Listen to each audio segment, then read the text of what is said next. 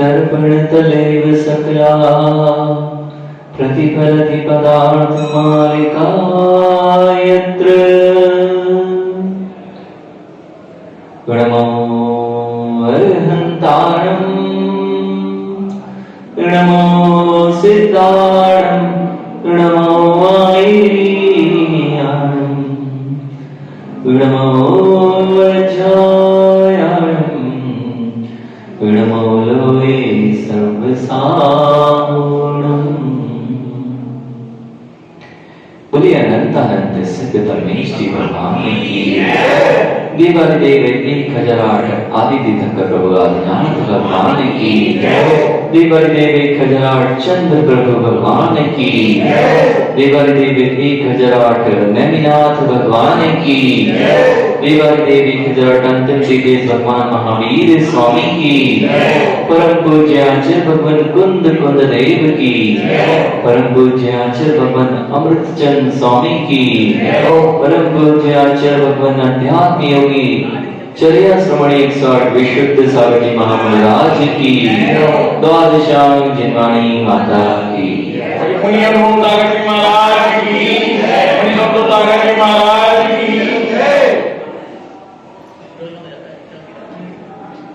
साधक के जीवन की साधना वही हो सकती है जो साध्य की सिद्धि कराए। साधक वही है जो किसी साध्य को सिद्ध करना चाहता है, और जब साधक साध्य को सिद्ध करना चाहता है उसके लिए साधन की आवश्यकता होती है। साधन को साधने वाला ही साधक होता है और वही साधना कहलाती है। जब जब कोई कार्य किया जाता है वह साधक है उस तत्जन्य कार्य की सिद्धि हेतु, किंतु यदि साधन का सही चुनाव नहीं किया गया तो साध्य की सिद्धि संभव नहीं है।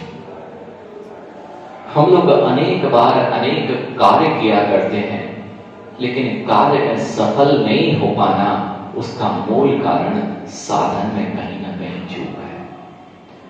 कार्य की सिद्धि ना होना कारण नहीं है, कारण या तो होने पर भी उसकी पूर्णता नहीं है, तो हम उस कार्य की सिद्धि नहीं कर सकते। इसलिए जितने साधक हैं उनको साध्य पर तो लक्ष्य रखना नहीं चाहिए, साथ में साधन का भी ध्यान रखना चाहिए। उपेय की ओर दृष्टि होती है, उपाय की ओर भी दृष्टि करना चाहिए। अनेक अनेक साधक उपेय को तो जान भी जाएं, लेकिन या तो उपाय को जानते नहीं है अथवा उपाय की जो विधि है उसको पूर्ण नहीं करते हैं, इसलिए उपेय की सिद्धि नहीं होती। सिद्धांत जीवन में हम लक्ष्य तो बना लेते हैं, लेकिन लक्ष्य का मार्ग हमें नहीं पता है, तो अब लक्ष्य के मार्ग को या तो पता होने पर भी उस पर यदि नहीं चल पा रहे हैं तो कभी साध्य की सिद्धि होगी क्या? राजमार्ग की व्यवस्था क्यों की गई? राजी भैया, राजमार्ग की व्यवस्था क्यों की गई? अपने साधन से आप अपने साध्य तक बड़े आसानी से पहुंच जाए, उसका नाम राजमार्ग। जब भी आप अपना साधन लेके निकलते हो क्या कहते हो? मुझे दिल्ली जाना है, हसनापुर जी जाना है, तीर्थ क्षेत्र की वंदना करना है, तो राजमार्ग पकड़ते हो। क्यों? राजमार्ग निष्कंटक होता है, उस राजमार्ग पर अपना साधन का प्रयोग करके जल्दी ही आप अपने साध्य की सिद्धि अर्थात हसनापुर पहुंच जाते हो। जो राजमार्ग छोड़ बैठे उनकी सिद्धि कितनी संभव है? राजमार्ग छोड़ बैठे हैं और कई तो ऐसे हैं राजमार्ग को छोड़ बैठे और विपरीत दिशा पकड़ बैठे हैं। अब उनके साथ की सिद्धि कब संभव है? आज यहाँ जो आचार्य भगवान आपको बता रहे हैं यही बताना चाह रहे हैं। साधक साधना में निष्फल क्यों हो जाते हैं? साधक के अंदर में साधना करते करते भी वह साध्य की सिद्धि जिसके लिए वह साधक बना वह क्यों नहीं प्राप्त होती? राजमार्ग को नहीं अपना पाए तो नियम से साध्य की सिद्धि में या तो भटकाव होगा अथवा हो सकता है वह जो अपवाद मार्ग है, जो छोटे छोटे मार्ग हैं, वो कहीं और आपको ले जाएं, लेकिन राजमार्ग नियत है कि आपको यथा स्थान पहुंचाएगा। ऐसे ही आज जो यहाँ पर आचार्य भगवान आपसे ये कहने जा रहे हैं कि ये राजमार्ग आखिर होता क्या है जिस पर चलकर साध्य अपनी सिद्धि कर सकता है, साधक अपनी सिद्धि कर सकता है। सबसे पहले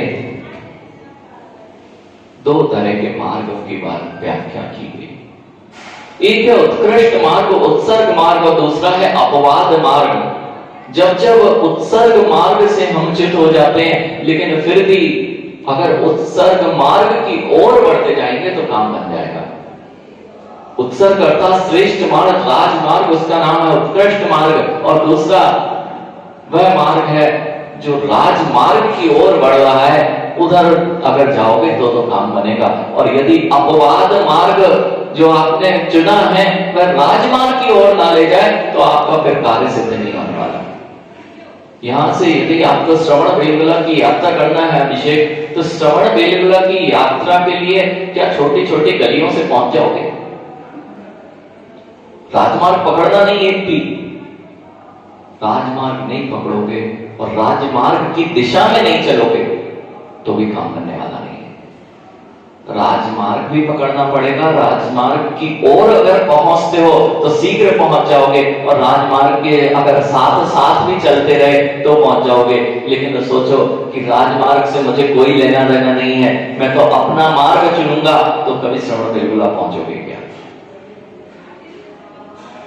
बस यही तो समझा रहे हैं। आप जो मार्ग, इतने सारे मोक्ष के मार्ग हैं जगत में, सब लोग, दुनिया में अनेक दर्शन है, अनेक दर्शन में सब लोग सुख चाहते हैं, शाश्वत सुख की बात करते हैं, लेकिन शाश्वत सुख क्यों नहीं मिल पाता है? आज यह बात आपको जान लेनी है कि सब लोग शाश्वत सुख की बात करते हैं, कहीं ना कहीं सब दर्शनों ने मोक्ष की बात की। मोक्ष क्या है? यदि भैया श्रवण बेलगोला पहुंचना जैसे आपके लिए सिद्ध है, साध्य है, ऐसे ही सारे साधकों की सिद्धि यदि किसी में कही गई है तो वह मोक्ष पद है। अब मोक्ष पद के लिए तुमने कौन सा मार्ग चुना है? अगर आप सही मार्ग पर नहीं है तो कभी आप मोक्ष में मिलने वाले नहीं है। तो आचार्य भगवान कह रहे हैं किस प्रकार से हम मोक्ष मार्ग में आगे बढ़ सकते हैं। कृत कार्य अनुमन वाक काय मनो भी रिश्यते न्यब्धा, और सर्ग की निवृत्ति विचित्र रूपा वाद की पेशा। राजमार्ग एक होता है, ध्यान रखना, जहां भी पहुंचता है, जिस स्थान से गंतव्य स्थान से गंतव्य पर पहुंचने के लिए जहां से आप चल रहे हैं गंतव्य स्थान तक के लिए राजमार्ग अलग होते हैं, लेकिन अपवाद मार्ग उस दिशा के बहुत सारे हो सकते हैं। लेकिन फिर भी नगर में प्रवेश तो गंतव्य प्रवेश तो आपका राजमार्ग से ही संभव है, और जितना जल्दी आप राजमार्ग पकड़ेंगे उतना काम बनेगा। आचार्य भगवान कह रहे हैं ठीक है, आप राजमार्ग नहीं पकड़ पा रहे, मोक्ष मार्ग का वह उत्सर्ग मार्ग है जहां पर कृत कार्य अनुमोदना, मन वचन काय से इन सब से हिंसा आदि पांचों पापों का त्याग कर दिया जाता है, वह राजमार्ग है, वह राजमार्ग है। अब तो आप कर नहीं पा रहे, आप तो कृतकार्य अनुमोदना, मन वचन काय से क्या हिंसा के त्यागी हो सकते हैं? नहीं भी हो सकते हैं। तो कहते हैं अपवाद मार्ग है, क्योंकि यह श्रावकों की व्याख्या है, और श्रावक जो भी साधक नहीं है, ये जो भी श्रावक है ये साधक नहीं है, ये साधकों के उपासक जरूर है। और साधकों के उपासक बनना छोड़ दिया जाए भैया तो राजमार्ग मिलने वाला नहीं है। राजमार्ग की दिशा अगर पकड़ना है तो साधकों की उपासना करते रहोगे तो तुम अपवाद मार्ग पे चलते चलते भी अपने लक्ष्य के नजदीक पहुंच जाओगे। जिनमें करना क्या है, जीवन में बहुत सारे हम साधना नहीं कर पा रहे, लेकिन कम से कम साधक के साथ चलते रहे, उनके मार्ग पर हम नहीं चल पा रहे, निष्कंटक मार्ग अपनाना है। यदि सुख का राजमार्ग में एक भी कंकड़ नहीं मिलता, एक भी कंकड़, एक भी पत्थर, एक भी, अब तो गति अवरोधक भी नहीं बने हैं, क्यों? और सीधे के सीधे पहुंचाते हैं। बस राजमार्ग मोक्ष का है, उसका नाम सम्यक दर्शन ज्ञान चारित है, उसमें बिल्कुल भी कंटक नहीं है, कोई कांटे नहीं, कोई पथरीले नहीं, कोई गति अवरोधक नहीं, सीधा आपको मार्ग पकड़ो और सीधा तेज गति से आपको मोक्ष में ले जाने वाला कोई मार्ग है, उसका नाम सम्यक दर्शन ज्ञान चारित रूपी उत्सर्ग और राजमार्ग है। फिर भी हम कहां पहुंच पा रहे हैं उस मार्ग पर? तो क्या कर सकते हैं? तो छोड़ दें। यदि भैया अनेक दर्शन हुए, वे स्वयं कह रहे हैं कि हम मध्यम मार्गी हैं। जब जब आप दर्शनों से मिलेंगे तो जैन दर्शन कभी भी मध्यम मार्ग को स्वीकारता नहीं है। कपिल कहने लगे बहुत कठिन मार्ग है महाराज जी, अब पंचम काल के जैसा, लेकिन पंचम काल के अनुसार थोड़ा सा परिवर्तन जिन धर्म में होना चाहिए। सत्य ना? बहुत कठिन मार्ग है ये, अब तपस्या नहीं होती है। ये पंचम काल में कितनी विपरीतताएं दिखाई दे रही हैं। विपरीतताएं कितनी भी हो, राजमार्ग नहीं पकड़ोगे तो लक्ष्य मिलने वाला नहीं है। इसलिए जो जो भटके हैं इस संसार में मध्यम मार्ग चुनकर आगे बढ़ना चाहते हैं, वे कभी भी मुक्ति को प्राप्त नहीं कर पाएंगे। और प्रवीण भैया इतना भी ध्यान रखो, कभी भी ऐसा देखा है क्या गलियों से राजमार्ग निकला? गलियां हैं, छोटी छोटी रोड है, उससे राजमार्ग निकल गया हो। राजमार्ग से अनेक गलियां निकल सकती हैं, लेकिन गलियों से राजमार्ग निकलता हो ऐसा तो कहीं नहीं होता। ऐसे ही कई लोग भूल कर बैठे कि दिगंबर जिन आमना जो राजमार्ग थी उसकी उत्पत्ति गलियों से बताने लग गए, जबकि जो राजमार्ग है उससे बहुत सारे मार्ग निकल गए।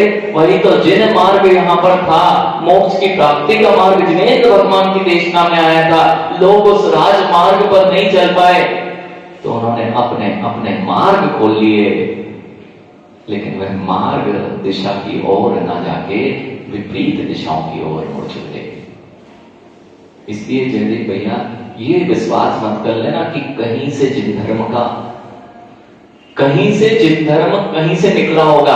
अरे राजमार्ग कहीं से नहीं निकलता, राजमार्ग से अनेक मार्ग निकलते हैं, ये बात तो स्वीकार कर लेना। लेकिन जो ये कहे कि हमारी गली से राजमार्ग निकला है, जितने लोग ये कहने वाले हैं अभिषेक, आप देख लेना जगत में कि जिन दर्शन अमुक जगह से निकला, जिन दर्शन की उत्पत्ति यहां से हुई, दिगंबर आमना की उत्पत्ति यहां से हुई। अरे दिगंबर आमना उत्कृष्ट मार्ग है, उत्सर्ग मार्ग है, इसमें किसी भी प्रकार की छोटी बड़ी भी हिंसा आदि को स्थान नहीं दिया गया है। और यदि साधना चाहिए तो जब तक यह साधना नहीं होगी साधन की सिद्धि नहीं होगी। सिद्धांत इसलिए दिगंबर आमना में ही मुक्ति का मार्ग प्रशस्त हो सकता है, अन्यथा कहीं नहीं। इसलिए भटकने की बिल्कुल आवश्यकता नहीं है कि हम जिन दर्शन में दिगंबर परंपरा में आने के पश्चात भी ऐसे मार्गों को ढूंढें जहां पर राजमार्ग छोड़ दिया गया और पारमार्ग स्वीकार कर लिया गया। इसलिए जब जब मुक्ति होगी तो निर्ग्रंथ वेश से होगी। आचार्य कुंतल भगवान कह रहे हैं जो नग्नता है वही मोक्ष मार्ग है, और जब तक नग्नता नहीं धारण की जाएगी, बाह्य की नग्नता के साथ अंतरंग परिग्रह की नग्नता जब तक नहीं धारण की जाएगी, मोक्ष मार्ग अवरुद्ध है। मोक्ष मार्ग अवरुद्ध है, लेकिन हताश होने की आवश्यकता नहीं है। अभी मोक्ष मार्ग अवरुद्ध है, मार्ग अवरुद्ध नहीं है, अभी लक्ष्य अवरुद्ध है। अभी लक्ष्य पर नहीं पहुंचा सकता, मार्ग का अवरोध कहीं नहीं कहा। नितिन, जो लोग कहते हैं मोक्ष नहीं मिलता, मोक्ष नहीं मिलता इस वर्तमान काल में, पंचम काल में ये सत्य है, लेकिन मार्ग नहीं मिलता ये नहीं कहा गया। मार्ग तो मिलता ही है, मोक्ष मार्ग तो पंचम काल के अंत समय तक रहेगा। मोक्ष मार्ग का अभाव नहीं है, मोक्ष का अभाव है। और जो सोचे कि मोक्ष मार्ग का अभाव है, तुम्हारा शाम को कल आज यहां से अगर अभिषेक आप चलोगे और श्रवण बेलगोला पहुंचना है तो कब पहुंचोगे? आज पहुंच सकते हो क्या? अपने वाहन से निकले हो, आज पहुंच सकते क्या? नहीं पहुंच सकते ना। तो आज नहीं पहुंच सकते, कल तो पहुंच सकते हो ना। तो कल पहुंच सकते हो तो कल ही चलना ना। क्यों? तुम्हारा लक्ष्य तो श्रवण बेलगोला है ना, और आज मिल नहीं सकता। आज मिल नहीं सकता तो कल गाड़ी उठाना और कल ही चलना और कल ही पहुंच जाना। ये संभव नहीं है। तो कहते हैं महाराज जी मार्ग तो तय कर ले। कल पहुंचने का समय है, कल ही पहुंचने का समय है और कल पहुंच जाएंगे। ऐसे ही पंचम काल में मोक्ष नहीं पहुंचा जा सकता, लेकिन मोक्ष का रास्ता तय किया जा सकता है। जैसे ही चतुर्थ काल आएगा हमारी गाड़ी वहां पहुंच जाएगी। तुमने कभी वाहन चलाया? आपके यहाँ रेलवे फाटक है, आपके यहाँ रेलवे फाटक है और रेल निकलती है तो क्या करते हो? खड़े होना पड़ता है। मार्ग पे खड़े हो, खड़े भी रहोगे जब तक रेल है, अवरुद्ध है, तब तक आप आगे नहीं बढ़ सकते। ठीक है, कोई बात नहीं, लेकिन जैसे ही फाटक खुले तो बढ़ सकते हैं। और इतने ही नहीं, जब रेलवे फाटक बंद होता है अमरीश भैया, तो आप वो छोटी अपनी गाड़ी लेके आते हो तो रेलवे फाटक पे लंबी लाइन लगी हुई है, अब तो पीछे खड़े हो, तो क्या करते हो जब तक फाटक बंद है? वहीं खड़े रहते हो ना? हाँ, वहीं खड़े रहते हो? नहीं खड़े रहते ना, क्या करते हो? जितनी जल्दी हो छोटा छोटी सी रास्ता बनाई और गाड़ी को इधर उधर से घुसाया और गेट के सामने लाके, क्यों? जैसे ही गेट खुले सबसे पहला नंबर हमारा है। बस यही तो समझना है, हम भी यही कर रहे हैं। अभी पंचम काल में मोक्ष का गेट बंद है, धीरे धीरे अपनी गाड़ी गेट तक ले आओ और जैसे गेट खुलेगा सबसे पहला नंबर, सबसे पहला नंबर। गाड़ी को तो गेट पे लगा लो, नहीं तो फिर से गेट बंद हो जाए और आप वहीं खड़े रह जाओ। लंबी लाइन है, भीड़ लगी है, मोक्ष जाने वालों की भी भीड़ लगी है। 6 महीने 8 समय में 608 जीव मोक्ष जाते रहते हैं, ये नियत है। 6 महीने 8 समय में 608 जीव मोक्ष जाते रहते हैं। ऐसे कितने 6 महीने 8 समय इस वर्तमान काल में बीत चुके और अनंत भवों के देखें तो ऐसे कितने जीव मोक्ष को जा चुके, लेकिन हम लाइन में पीछे ही खड़े रह गए। या तो अब जाना ही नहीं है तो पीछे घर लौट गए। घर लौटने वाले कभी नहीं पहुंचेंगे, और जो वहां से घबरा गए और वहीं खड़े हैं अब तो, और अपन जैसे ही खड़े हैं, अनंत काल से खड़े हैं। गेट कई बार खुल चुका, कई बार बंद हो चुका मोक्ष का, लेकिन हम कहां पहुंच पाए। इसलिए करना क्या चाहिए? करना ये चाहिए कि अपनी धीरे धीरे गाड़ी को आगे बढ़ाते जाओ, और गाड़ी आगे बढ़ती जाएगी तो एक दिन ऐसा आएगा जब गेट खुला रहेगा तो अपन भी पार हो जाएंगे, अपन भी पार हो जाएंगे। ये जो आज गाथा है, आप लोग कृतकार्यत अनुमोदना मन वचन काय से हिंसा का त्याग नहीं कर पा रहे हैं, कोई बात नहीं। आचार्य भगवान कहते हैं अपवाद मार्ग है, अपवाद मार्ग में पूर्ण रूप से हिंसा का त्याग ना करते हुए भी आप कम से कम इतना तो कर सकते हो कि 10 जीवों की हिंसा मैं नहीं करूंगा।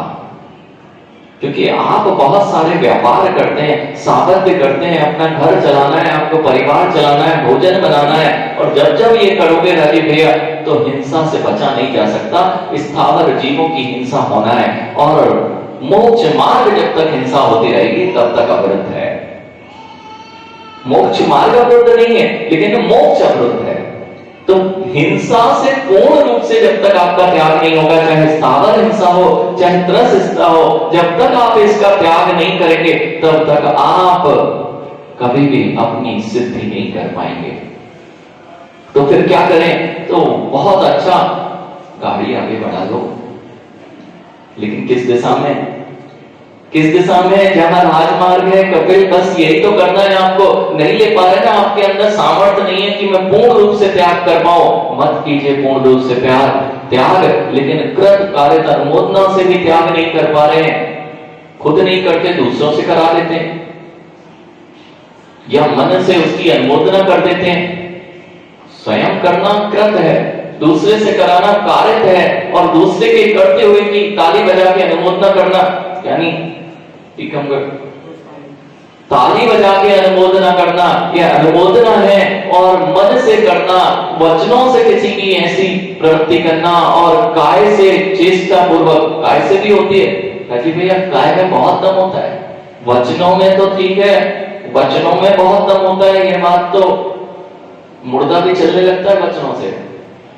उदित, अगर इस बात को तुम मानते हो कि मुर्दा चलने लगता है, हाँ मुर्दा भी चलने लगता है। और वचनों की इतनी सामर्थ्य होती है कि जो सैनिक बीमार भी पड़ा हो, और यदि युद्ध हो और उसके सेनापति ने यदि उसको ललकार लिया है, और वचनों से इतनी हवा भर दी जाती है कि वह अपने प्राण न्यौछावर करने तैयार हो जाता है। इसलिए वचनों से बहुत सारे पाप भी होते हैं, और वचनों से आप पाप से बच भी सकते हो। मन से तो आप क्या क्या सोच लेते हो, कहां कहां भाग जाते हो, ये तो भगवान भी नहीं जानता है। भगवान तो सब जानते हैं, लेकिन आपके चित्त की गति ऐसे ही बोलते हैं ना, लोक में तो क्या कहते हैं, भगवान भी नहीं जान पाए तुम्हारे मन की बातें तो। लेकिन अपना भगवान ऐसा नहीं है, वे सर्वज्ञ केवली प्रभु है। तुम्हारे मन की बात होते मन बड़े ज्ञानी आराम से जान सकते हैं। ऋजुमति विपुलमति मन बड़े ज्ञानी होंगे, तो वे तो तुम्हारे जो सोच भी नहीं पाए हो उस विषय को भी बता देंगे। इसलिए मन में हम कितना पाप करते हैं, वचनों से हम कितने लोगों की अनुमोदना पाप की कर दिया करते हैं। हम नहीं कर रहे, तुम कर सकते हो। हम पाप नहीं करते, तुम कर सकते हो। हम भोजन नहीं करते, अभक्ष का तुम कर सकते हो। हम रात्रि में नहीं करते, बेटा तुम तो खा लो, हमारा त्याग है। क्या किया आपने? हम नहीं करते, लेकिन हमने उस कार्य की अनुमोदना कर दी। आपका वहां पे सब बहुत बार हमें ऐसी हिंसा करते हैं, और ये करने से उसी पाप के भागी बन जाते हैं। इसको बहुत अच्छे से हमने अभिषेक देखा है कि एक जन कर रहा था, 10 ताली बजा रहे थे, और 10 ताली बजाने से वह एक के साथ में उसका फल 700 को भी मिला था। एक ने कचरा डाला था ना मुनिराज के ऊपर, एक के कचरा डालने से एक को कोड़ी होना था, लेकिन वे 700 जो खड़े खड़े ताली बजा रहे थे, वे भी तो कोड़ी बने थे। इसलिए पाप की अनुमोदना करोगे तो पाप रूप फल, और पुण्य की अनुमोदना यदि करने लग जाओगे तो पुण्य रूप फल। लेकिन पुण्य की अनुमोदना करने के लिए भी पुण्य चाहिए। जिसमें क्या नगर में इतने ही पुण्यशाली जीव हैं? क्या नगर में इतने ही पुण्यशाली? बिल्कुल सही है, इतने ही पुण्यशाली जीव हैं। ये पुण्य की धर्म की अनुमोदना करने यहाँ नहीं आएंगे, पाप की अनुमोदना करने अभी भी टीवी खोल के और मोबाइल खोल के बैठे होंगे, अथवा न्यूज़पेपर में बलात्कार, हिंसा, झूठ, चोरी, कुशील, इसके अलावा आता ही क्या है? यदि भैया लोग 1 घंटे सुबह पेपर में निकाल सकते हैं, एक बार चालू होना तो 10 बार हाथ में आएगा अमरीश भैया, तो 10 बार पढ़ेंगे। लेकिन कहें कि सुबह भैया अभिषेक पूजन करने आ जाना, तो कहेंगे महाराज टाइम नहीं मिलता। और पेपर में जिसमें केवल फरेब, झूठ, कुशील, किसी के बलात्कार, राजनीति, स्त्री कथा, भोजन कथा, इनकी ही चर्चा होती है, वहां तुम अपना पूरा समय व्यतीत कर देते हो। और जहां पुण्य की अनुमोदना, जहां पुण्य मिलना था, उस पुण्य के लिए, इसलिए मैंने पूछा सिद्धांत क्या इतने ही लोग हैं? सत्य है, इतने ही लोग हैं जो ये जान पा रहे हैं कि ये पुण्य के उदय में पुण्य कमाया जा सकता है, नहीं तो पुण्य के उदय में पाप करने वाले तो नगर में हजारों लोग दिखाई दे रहे हैं। पुण्य के उदय में पाप बहुत तीव्रता से कमाया जाता है, और पाप के उदय में पाप नहीं कमाया जाता। ये बात भी जान लो हाजी भैया, पाप के उदय में ज्यादा पाप नहीं कमाया जाता, पुण्य के उदय में ज्यादा पाप की कमाई होती है। क्योंकि पुण्यशाली का पाप प्रकट नहीं होता और वह सोचता है कि मैं बहुत अच्छा कार्य कर रहा हूं, और जब वह प्रकट नहीं होता पूर्व के पुण्य के नियोग से, लेकिन बाद में जब वह पाप का फल भोगता है तब पता चलता है कि यह सारी विडंबना क्यों हुई। इसलिए कई लोगों के अंतरंग में यह जिज्ञासा रहती है नितिन कि वे तो अमुक अमुक चीजें करते जा रहे हैं, इतना सब कुछ करते हैं, फिर भी इतने फलते फूलते दिख रहे हैं, और हम तो शुरू से धर्म कर रहे हैं राजीव भैया, जिनेंद्र भगवान की देव साथ गुरु की शरण हमने कभी छोड़ी नहीं है, फिर भी हमें उनकी जैसी, और वे तो मांसों की दुकान खोल के बैठे हों या फिर जहां पर बड़े बड़े शराब खाने खोल के बैठे हुए हैं, वे लोग तो बड़े फलते फूलते दिख रहे हैं महाराज जी, तो ये धर्म का क्या है? इन बच्चों के अंदर ये जिज्ञासा हमेशा रहती है। उधर पूर्व का पुण्य का भोग चल रहा है, उसमें तुम जो लेके आए थे कमाई अब खर्च करते रहो, या तो तुम मदिरा पी के खर्च करो या जिनालय में जिनवाणी का प्रकाशन करके खर्च करो, दोनों तरह से खर्च किया जा सकता है। लेकिन राशि कितनी है? राशि तुमने जो कमाई है पूर्व में, वो राशि आपके पास उतनी है ना, अब उस राशि का प्रयोग या तो तुम मदिरा में व्यर्थ कर दो या फिर तुम अच्छे कार्यों में लगा दो।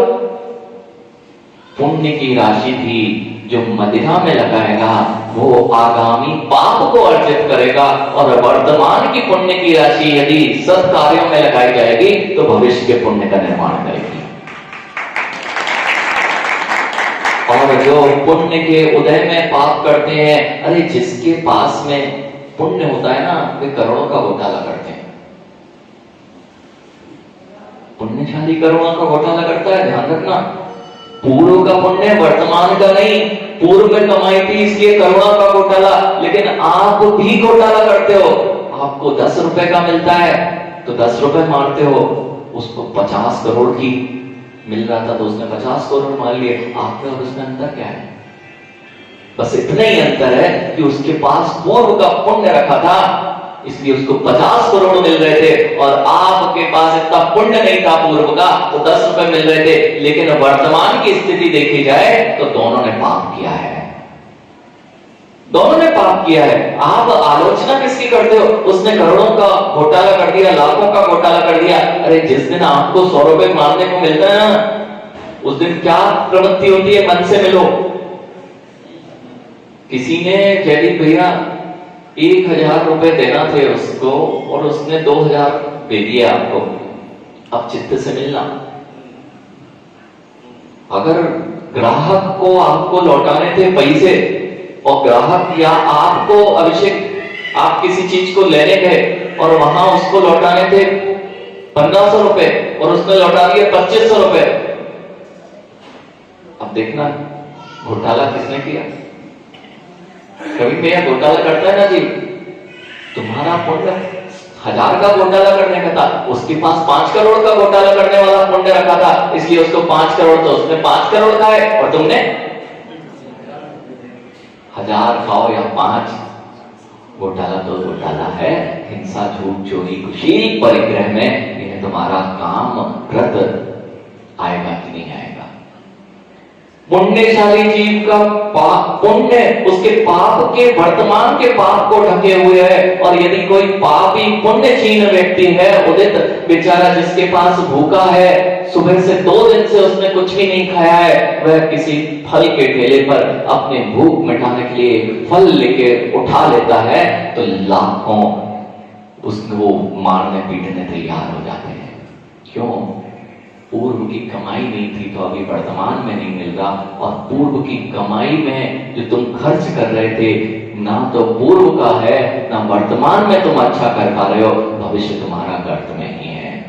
इसलिए पुण्य है ना। कितने लोग पुण्यशाली हैं यहाँ? अभी भी नहीं पता। जैन कुल में भी आके अपने आप को पुण्यशाली ना मान पाओ तो अब क्या होने वाला है देख लेना। आज जाके आज ये निर्णय कर लेना जिनमें ये महापुण्य का उदय है। जिस जगह पे जैन लिखा होता है ना, उदित जैन जहां लिखा है ना, विश्वास अपने आप आगे खड़ा हो जाता है। ये सत्य बात है।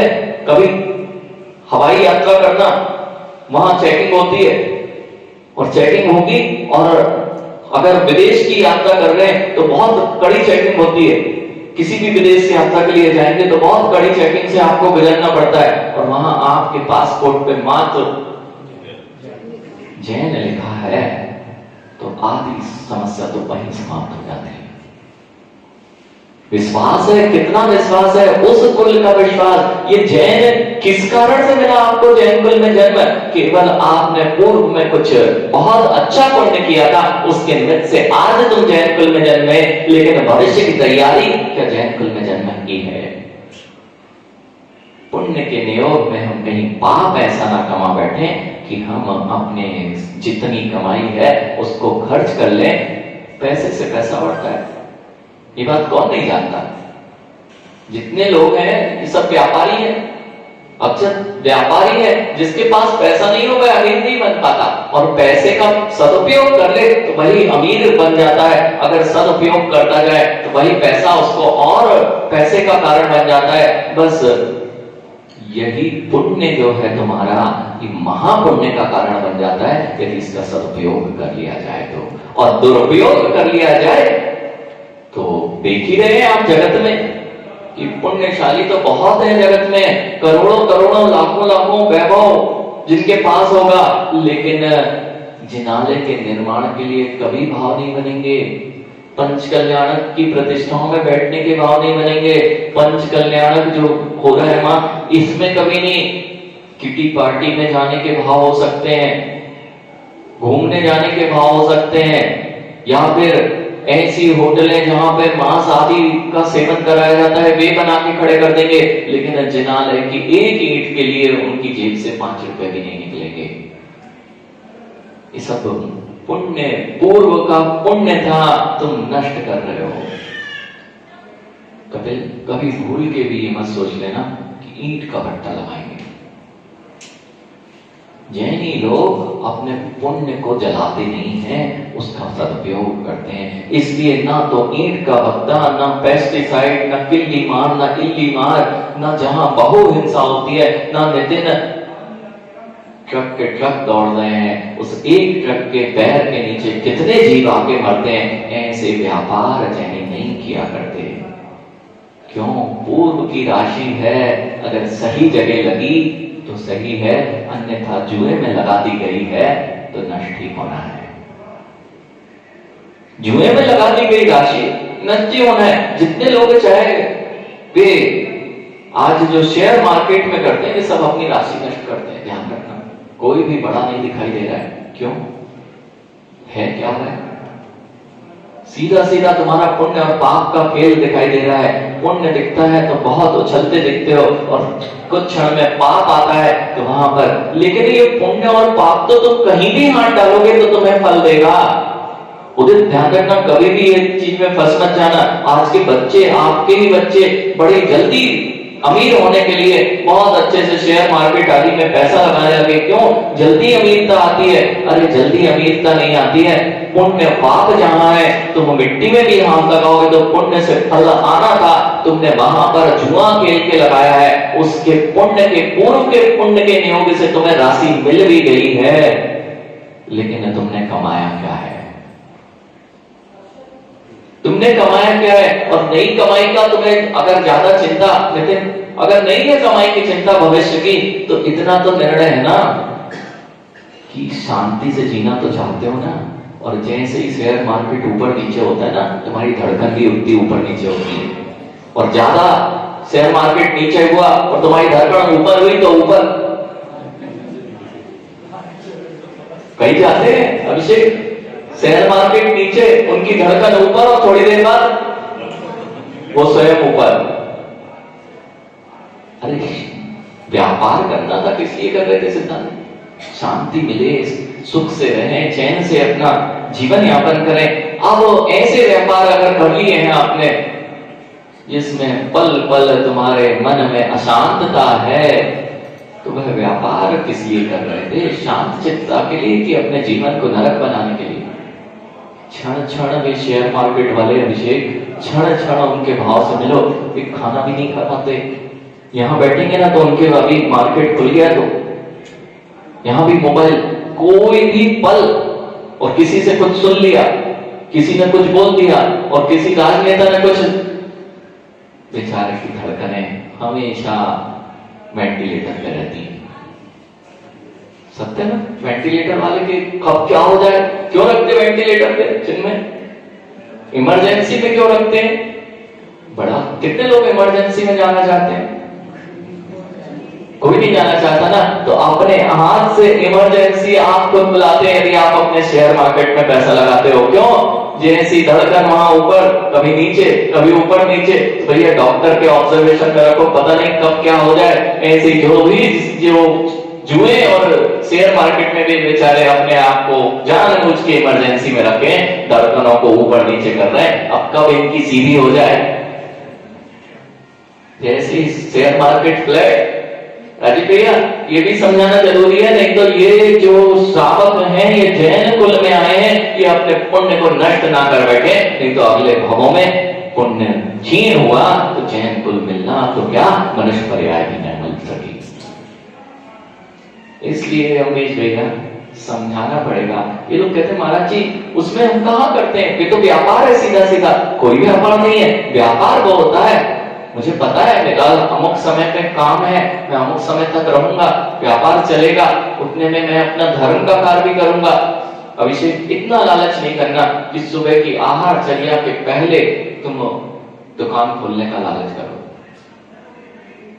दुकान तब खोलनी चाहिए, कोई भी व्यापारी हो, जितने भी व्यापारी हो, सबसे पहले तुम जिनेन्द्र भगवान की भक्ति पूजन अर्चन करो, उसके बाद तुम गुरुओं को आहार दान दो, उसके बाद तुम अपने प्रतिष्ठान पे जाओ। तुम्हें जरूरत नहीं है कि सुबह से तुम क्या इतना पुण्य छीन लेके आए हो कि सुबह से मजदूर 6 बजे से निकलता है और शाम को उदित मजदूरी, सुबह 6 बजे से लगते बेचारे मजदूर और शाम को 6 बजे तक, और कितना मिला?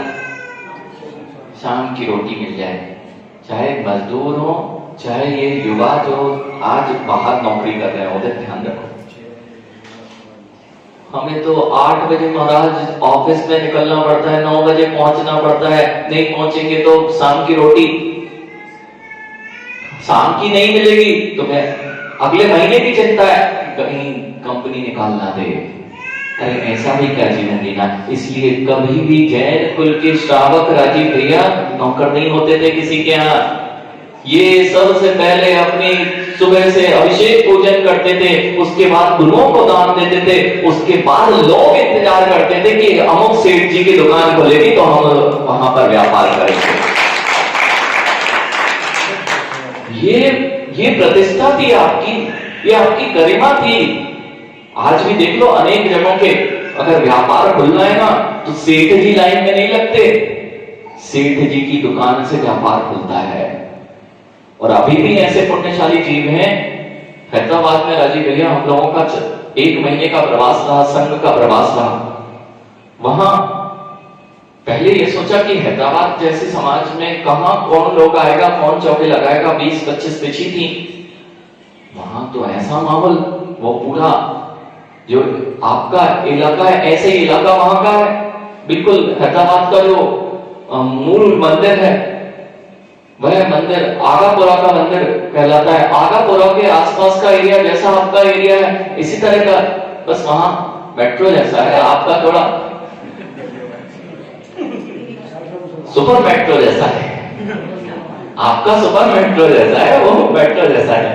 तो वहां पर जो था वहां पर बहुत सारे चौके लगे, जो पहाड़ी फैमिली पूरा बिहार करा के कर्नाटक की यात्रा करा के वो सोचे कि हम लोगों को तो हैदराबाद में प्रवेश कराना है, और नहीं तो हम लोगों का तो चौका, उनका तो चौका परमानेंट था, हम सबके यहाँ की 3-4 चौके लगते रहेंगे। लेकिन जब वहां पहुंचे अमरीश भैया तो आप क्या वहां तो चौकों की लाइन लगी हुई थी, लोग इतने भक्ति थे। आप सोचते हो हमें यहाँ दुकान नहीं खोली, वे व्यक्ति जिनके ऐसे 2 बालक थे, भाई थे, वे 2 बालक थे, उनकी जो भी वहां पे उनका व्यापार था और बहुत लाइन लगने वाली भी स्थिति थी, सुबह से भी लोग उनकी तैयारी। लेकिन उन व्यक्ति ने जब तक आहार चर्या 1 महीने पूरे दिन चौका लगाया, और जब तक आहार चर्या नहीं हो जाती थी मुनिराज की उनकी दुकान नहीं खुलती थी। 1 बजे जाके दुकान खोलते थे नितिन, 1 बजे दुकान जाके खोलते थे, लेकिन कहते थे महाराज पता नहीं क्या होता है, लोग कहीं जाते ही नहीं, हमारी दुकान के बाहर खड़े रहते हैं, जब तक हमारी नहीं खुलती तब तक लेते ही नहीं कहीं से सामान। वहां लाइन से होने की दुकानें हैं लेकिन लेते नहीं। क्यों? पुण्यशाली के साथ ऐसे ही होता है, पुण्य जब है, नहीं तो दुकान खोल के बैठ जाना, अभिषेक बाजू वाले की चलती मिलेगी और हम हाथ ही साफ करते रह रहे हैं, कुछ हो ही नहीं रहा है। अरे उदित पुण्य होगा तो आदमी घर बैठे लेके जाता है, और पुण्य नष्ट कर बैठे तो हाथ से छप छीन के ले जाता है। अनुभव करना चाहिए। इसलिए जो ये धर्म पे विश्वास नहीं करते ना बच्चे, इनको समझाना चाहिए तुम्हारा जो कुछ व्यापार चल रहा है वह सब पुण्य से, और अगर नहीं मानते हो इस बात को तो देख लो तुम भी मेहनत कर रहे हो, जैन कुल में आ गए हो तो कुछ काम करते हो और लाखों कमा लेते हो, और वह व्यक्ति है जो रात भर दिन भर एक कर देता है, वह अपने दोनों समय का भोजन नहीं कर पा रहा है। किसके नियोग से? पुण्य के नियोग से। अब देखना ये पुण्य आता कैसे है।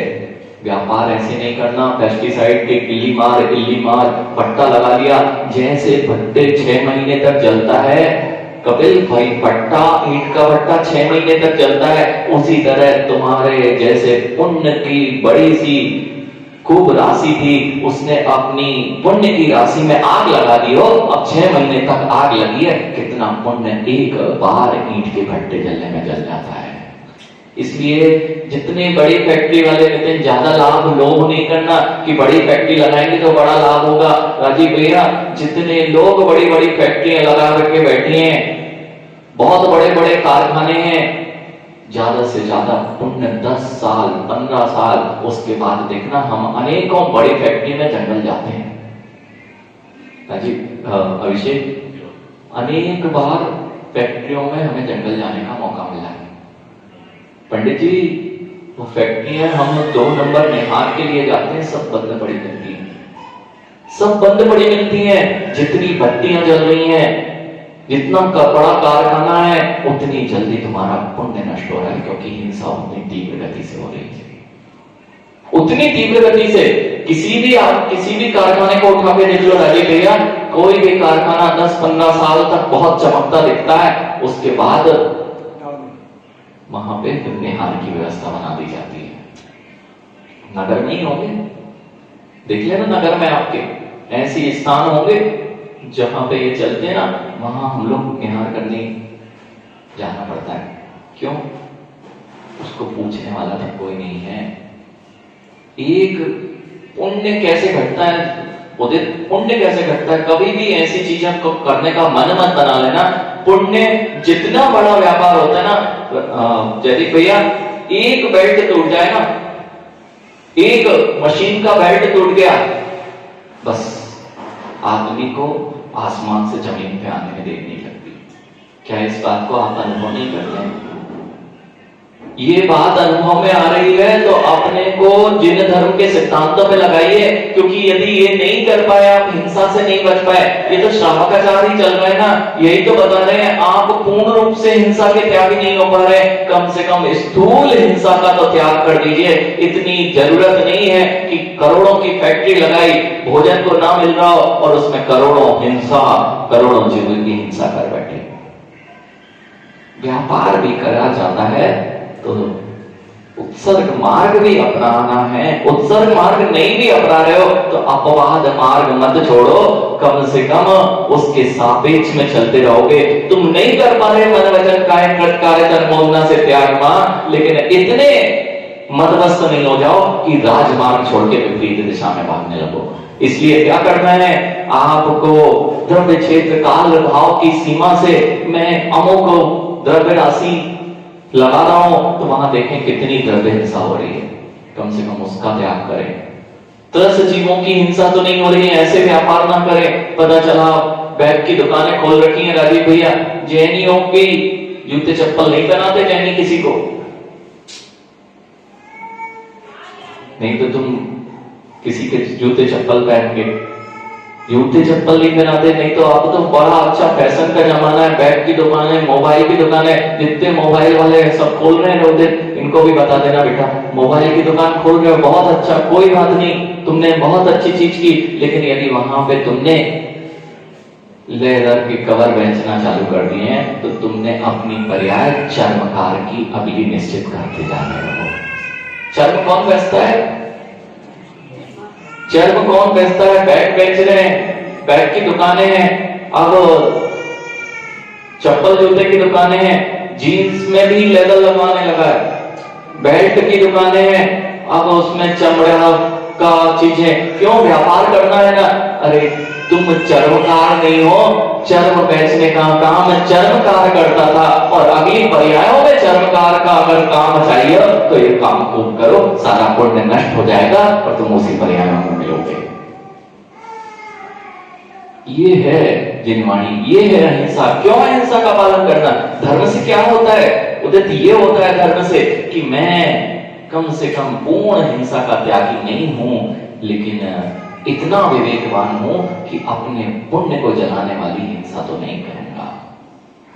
क्योंकि यहां कह रहे हैं आप नहीं अपना पा रहे, यही तो आज बता रहे हैं, आप नहीं अपना पा रहे स्थावर हिंसा का त्याग। क्यों? आपको व्यापार करना है, अग्नि जलाएंगे, सब कुछ करेंगे राजीव भैया। और ये बात भी ध्यान रखना, आपका त्रस जीत की राशि का त्याग है, और आप धर्म के नाम पे तो स्थावर की भी हिंसा नहीं करना चाहिए ना, सत्य ना। ऐसा आगम नहीं कह रहा। अगर ऐसा करोगे ना तो मुनिराज की चौके लगाने में कई लोग जयरी भैया कहते हैं महाराज जी का इतना बड़ा संघ चलता है, कितनी आगे पीछे गाड़ियां दौड़ना पड़ती हैं, कितनी व्यवस्था बनाना पड़ती है, इससे अच्छा तो ऐसा होता कि जयरी भैया घर पे बनाते, एक टिफिन लगाते, पहुंचा देते। हाँ, इतना आगे पीछे। श्रावक की चर्या श्रावक पे लगाना और मुनि की चर्या मुनि पे लगाना। मुनि की चर्या को श्रावक पर ठोक दिया जाएगा तो जिन धर्म नष्ट हो जाएगा, और श्रावक की चर्या मुनि करने लग जाएंगे तो जिन धर्म नष्ट हो जाएगा। मुनि अपने चौके की चौधरी जी व्यवस्था बनाए तो उनका जिन धर्म नष्ट हो जाएगा और उनका धर्म नष्ट हो जाएगा, और श्रावक सोचें कि कम से कम धर्म के नाम पे तो हिंसा नहीं करनी चाहिए, तो पूजा बंद। राजीव भैया धर्म के नाम पे तो हिंसा नहीं करना चाहिए ना, तो इनने पूजा बंद कर दी। अब पूजा में वह चावल चढ़ाओगे कि नहीं? चावल नहीं चढ़ाना, फूल पुष्प नहीं चढ़ाना। क्यों? हिंसा होती है वहां। हिंसा जो तुम्हारी है वह पुण्य का कारण बन रही थी, और अगर चावल चढ़ाने में हिंसा नहीं मानते हो, पुष्प चढ़ाने में हिंसा मानते हो, या चावल ये सारी चीजों में हिंसा मानते हो और ये अवरुद्ध कर दिया, मंदिर बनाओगे तो हिंसा होगी ना। एक ईंट के लिए अगर पृथ्वी खोदी जाएगी तो हिंसा होगी ना। तुम यहां तो लिखा है हिंसा का त्याग करना चाहिए, तो अभिषेक सोचा कि हिंसा का त्याग करना चाहिए, इसने छोड़ दिया। जितने श्रावक बैठे सब ने छोड़ दिया। मंदिर बनाने में हिंसा होती है और घर बनाने में हिंसा नहीं होती है। घर तो ऐसे बनाएंगे, दो लोग हैं, महावीर कॉलोनी में जाओ जी कही है तो सब घरों में दो लोग हैं, इससे ज्यादा कोई नहीं दिख रहा। और घर में नितिन इतना बड़ा बनाया, और मंदिर महाराज 2 कमरे में काम चल रहा है। क्यों? हिंसा नहीं होना चाहिए। भाई ये हिंसा अगर तुमने अपने में लगा दी कि मंदिर बनाना नहीं, बंद कर दिया प्रवीण भैया, तो जिन धर्म आगे कैसे बढ़ेगा? तो श्रावक की चर्या श्रावक करे, और मुनिराज यदि मंदिर बनाने खड़े हो जाए राजीव भैया, तो बेचारे मुनिराज बेचारे हो जाएंगे, बेचारे हो जाएंगे कि सब कुछ त्यागा, इससे अच्छे तो घर का ही निर्माण कर रहे थे, अब यहाँ आके मंदिर की नींव खुदवाने खड़े हो गए हैं। तो एक माँ एक विलस्त भूमि खोदने में अनेक गर्भवती महिलाओं को नष्ट करने का पाप अर्जित होता है। अगर जब बारिश का समय आता है ना, कभी नीचे झुक के तो देखो, नीचे झुक के तो देखो, उस मिट्टी में कितने सूक्ष्म जीव राशि उत्पन्न हो जाती है। आप कभी देखते नहीं, बैठते नहीं, नीचे सिर ऊपर है और चले जा रहे हैं। एक छोटे से स्थान में मां मिट्टी, जहां नमी, आप तो घर में ही देख लो ना, जिस स्थान पे आपके यहाँ धूप नहीं पहुंचती है, नमी पड़ी रहती है, वहां अनंत काय जीव राशि उत्पन्न हो जाती है कि नहीं? त्रस राशि कितने से जगह, और कपड़ों को देख लो जहां पे धूप नहीं लगाए तो बहुत सारे छोटे छोटे जीव। अब मुनिराज इन सबसे मन वचन काय से परे हैं, लेकिन आपकी जो जिन धर्म की जिन आगम की व्यवस्था है उसमें हिंसा का त्याग नहीं तो ये कहें कि अब महाराज जी के पीछे गाड़ी दौड़ेगी तो कितना पाप लगेगा, क्यों उसमें कितना डीजल जलेगा, इसलिए महाराज जी के पीछे आगे पीछे नहीं दौड़ना चाहिए। बहुत बढ़िया, आपने अर्थ का अनर्थ लगा लिया। जहां बचना चाहिए था, व्यापार के लिए दिन भर घूम रहे राजीव भैया, और जहां पर मुनियों की सेवा, अब आप वहां नहीं जाओगे, धर्म के नाम पे तो हिंसा नहीं करना चाहिए, तो आपका धर्म बचेगा कहां। इसलिए यथा योग्य स्थान पर यथा योग चीजों का ध्यान रखा जाए। आपका त्याग है बिल्कुल अनर्थ की, बिल्कुल भी हिंसा से बचेंगे, जितनी भी प्रकार की हिंसा है तो नियम से पुण्य वर्धन होगा। इसलिए श्रावक जीवन में यदि जीना है आपको, श्रावक का उत्कृष्ट चर्या का पालन करना है, तो इतना करना मां कि 10 जीवों की हिंसा नहीं करेंगे। आप लोग नहीं करते ना, 2 इंद्री से 3 इंद्री, 4 इंद्री, 5 इंद्री, उसमें लिखा है कौन सा hit, cockroach hit, mosquito hit मारने का पूरा तुम्हारा प्लान है, उस मच्छर को तभी लगाए बैठे हो। हिंसा है, पूरी संकल्पित हिंसा है मां, उसमें लिखा है कि इससे मरते हैं, और वही चीज लेके आए जिससे, उसमें लिखा तो है मरते हैं, अब मरे या नहीं मरे उसका पुण्य था। राजीव भैया अगर नहीं मर पा रहे ये उसका पुण्य था, लेकिन तुमने मरने के भाव तो बना ही लिए, और मारने के भाव बनाए तो नियम से। जिसने मारने के भाव बनाए 302 किसको लगती है? मारने के भाव वाले को भी लगती है, ध्यान रखो। तो तुम्हारे से बेचारा बच गया था, उसका पुण्य था कि वो अपनी शक्ति बढ़ा चुका था, लेकिन उस पर लिखा था तुमने कर ली हिंसा, 10 जीवों की हिंसा के खातिर। और नहीं तो मां अपने बच्चे को कितनी बार मार देते हैं, अपने बच्चे के पिताजी को भी मार देते हैं। मर जाता तो अच्छा था, कम से कम 10 जीवों के लिए ऐसे शब्दों का प्रयोग तो नहीं करो। भाव तो तुमने बना लिए कि मर जाता तो इससे अच्छा तो हम पंचेंद्रिय जीव की हत्या, इससे अच्छा इतना पाप सहना, इतना दुख सहना, इससे अच्छे तो हम मर जाते। पंचेंद्रिय खुद को मारने के लिए आपने भाव किए पंचेंद्रिय जीव के संकल्प की हत्या, संकल्प पूर्वक हत्या। और नहीं तो मां गर्भ के तो बच्चों की बात ही छोड़ दो, कितने लोगों को तुमने खत्म किया है आप ही जानते हो। संगी पंचेंद्रिय जीवों की हत्या, इसका त्याग कर दो, और यह त्याग कर दिया तो जिंदर भी बच जाएगा। बच्चों को सिखा दो कि ये तो त्याग कर दो, पंचेंद्रिय जीव पेट में आए चाहे बाहर आए, बस जीव आ चुका है, पंचेंद्रिय जीव का घात लगने वाला है, इसलिए कम से कम उस हिंसा से बच जाओगे तो जिंदर भी महकने लग जाएगा। नहीं तो थोड़े से बचे हो और थोड़े से और कब सूख जाओगे पता भी नहीं चलेगा। इसलिए हिंसा से बचोगे तो धर्म भी बचेगा और स्वयं का पुण्य भी बचेगा, और भविष्य में उत्सर्ग मार्ग जरूर मिलेगा।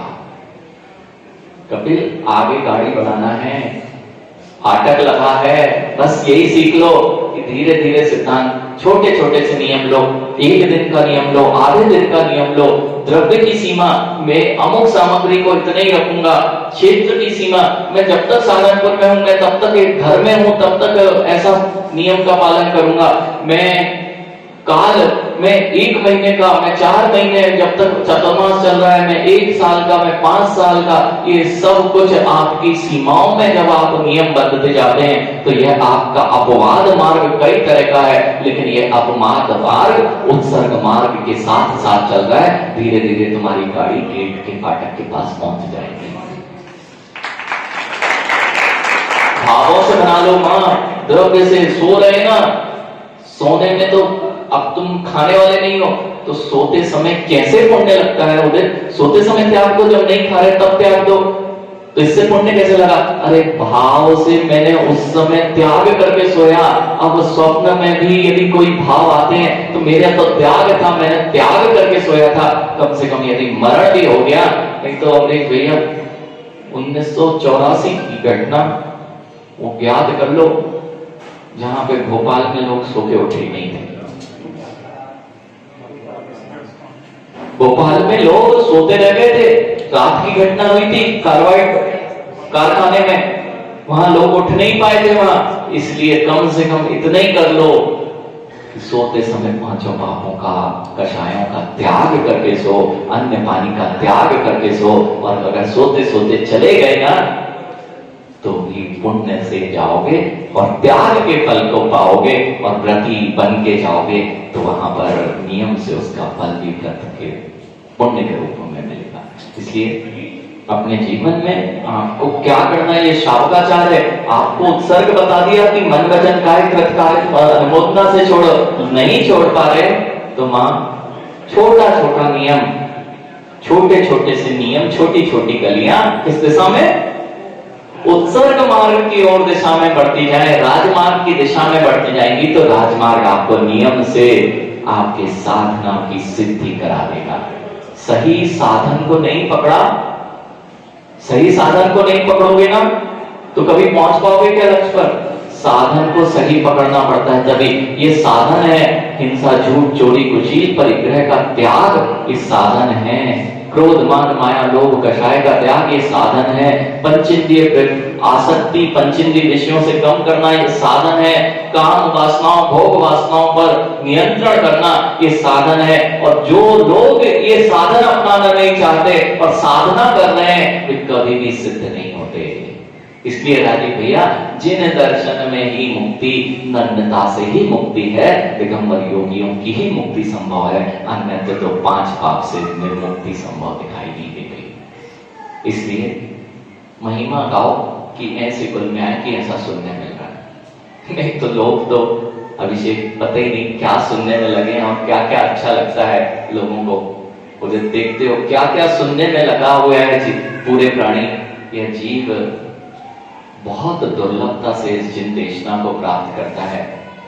अत्यंत दुर्लभ होता है इस जिनदेशना को प्राप्त करना, जो आज हम अपने महापुण्य के अवसर से, यानी बालक, महापुण्य का कोई अवसर होगा कि कुछ एक शब्द भी जिनवाणी का अमृत हमारे अंदर में उतर जाए, सुनने मिल जाए। नहीं तो देख लो ना, नगर में लाखों लोग हैं, यह वचन जो सुन रहे हैं ये सत्य है या असत्य? अगर कोई असत्य इस जगत का कोई भी प्राणी कहने को तैयार हो जाए, सबको पता है सत्य और असत्य क्या होता है, लेकिन सुनने कहां पाते हैं। किसी भी धर्म का, किसी भी जाति का, पंथ, संप्रदाय का आदमी हो, धर्म तो यह है जो अभी हम चर्चा कर रहे थे। इसलिए इस धर्म को स्वीकार करें और अपने जीवन का मोक्ष मार्ग प्रशस्त करें। बोलिए आचार्य विशुद्ध सागर जी महाराज की जय।